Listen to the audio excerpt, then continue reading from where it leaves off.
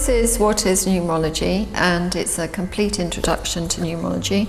And what's different about this book as compared to all my other books is that it answers a lot of questions. And so most people, when you're talking over coffee or whatever, you'll say, oh, what's numerology, or what does it do, or how can it relate to my family or to my relationship? And so very cleverly, Watkins came up with a concept, wasn't my concept, but of a book based on questions and answers. And in doing that, and it's part of a series, the What Is series, it goes into every single detail about numerology, from where it comes from, how we can use it, different types of numbers in a chart.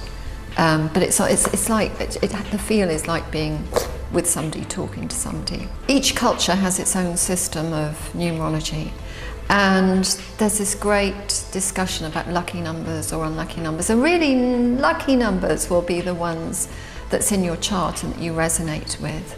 So, and there are 9 different numbers, so each person might have a different lucky number. However, there are collective understandings about the numbers. For example, lucky number 3, which actually in numerology is the number for abundance, prosperity, creativity.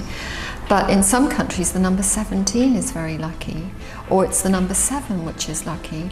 And the reason for that is because luck is created from within ourselves, and therefore a culture will have a different way of approaching luck.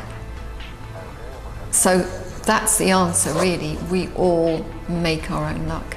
Now, luck is, there's also the saying about being in the right place at the right time, and that's luck. That's actually karma, that's not luck. Also, the other side of luck is the psychological. If you have a positive mind and a positive outlook, you're more likely to create positive results.